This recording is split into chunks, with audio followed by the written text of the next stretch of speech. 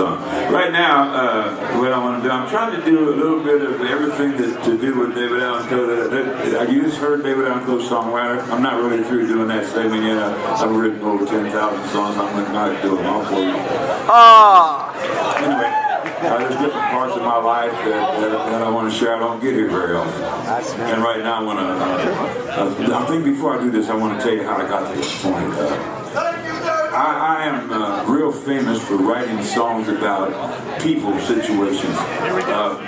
Some of my songs that I've written have been big hits on the radio, but I didn't sit down and think, man, I'm going to write a song for the radio. I sat down and wrote how I was feeling about what the fuck I was going through in my life at the time. So I want to just explain some of that shit to you. You know, a lot of people ask me about being a songwriter, and back years ago, I was at Kid Rock's house in Detroit, and my young brother Jack, he's dead now, but when he was alive, he was going to come by and get me and take me to one of those gambling casinos. And as we're going down the road, there's a big billboard there, and I looked at my brother and I said, man, there's a song in there. What's that say? He said, shit, David, I don't say shit. I said, come on, Jack, you're my brother. Surely you can think of something. I said, just look at the billboard. What is it? He said, it's a bottle of pop. I said, okay. And what kind of pop is it? He says, ginger. What's this say? It says, drink Canada Dry. I said, okay, how far is it to Canada?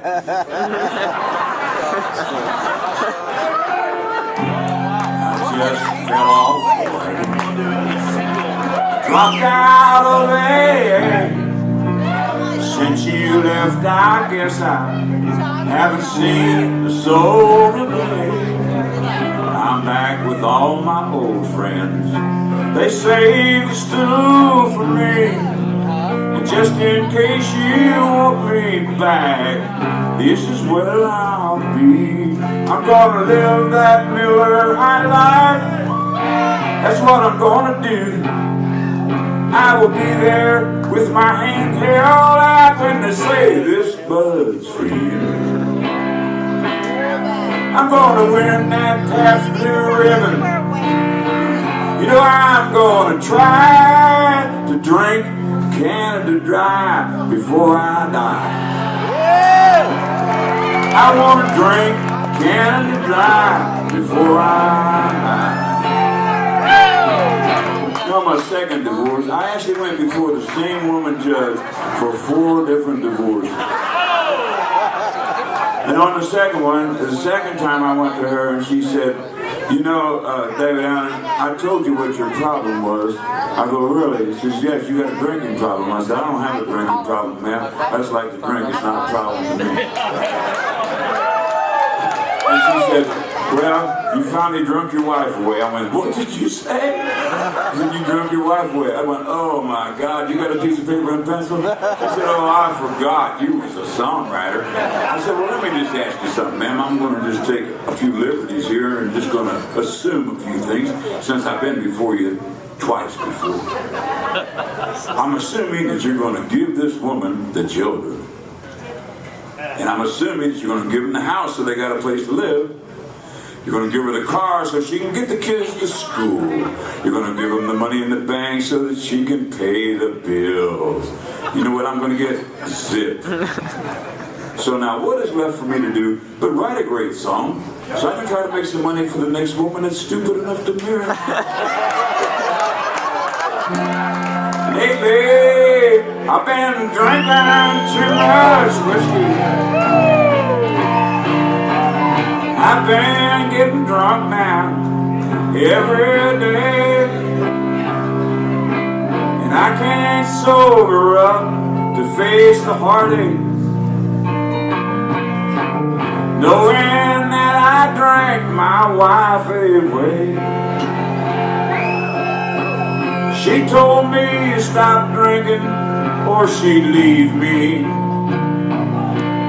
I never heard one word she tried to say.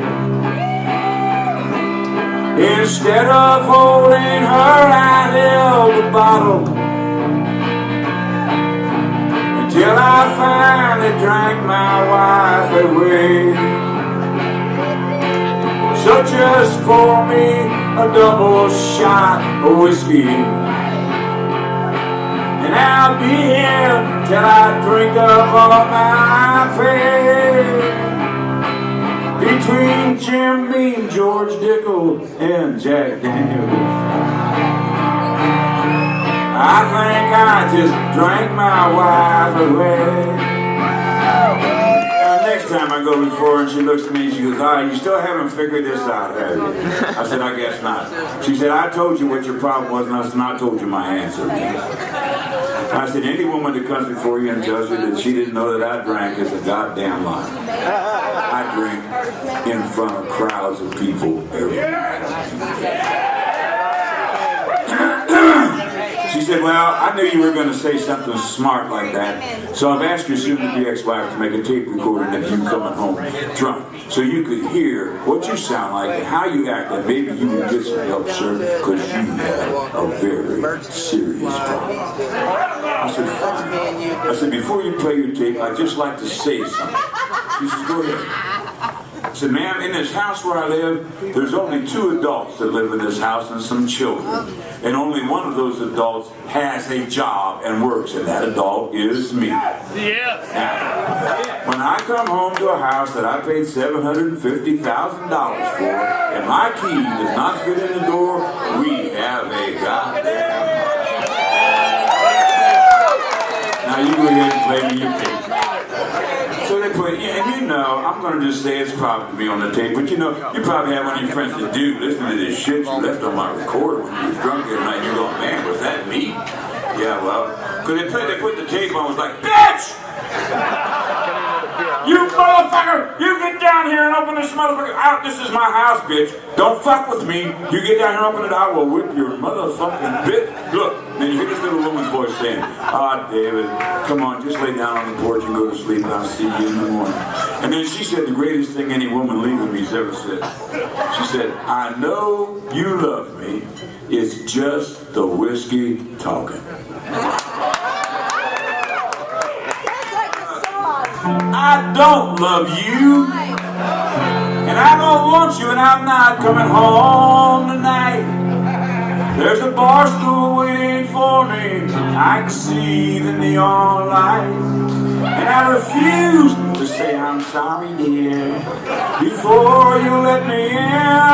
And if I get crazy, you say it's just the whiskey talking for me once again. Well, you can blame it on Jack Daniels, you can blame it on Jim Beam, you can blame it on George Dickel if I get drunk and mean. But don't you ask me when I'm coming home, and don't you ask me where I've been, unless you want to hear the whiskey talking for me once again. Unless you want to hear the whiskey talking for me once again.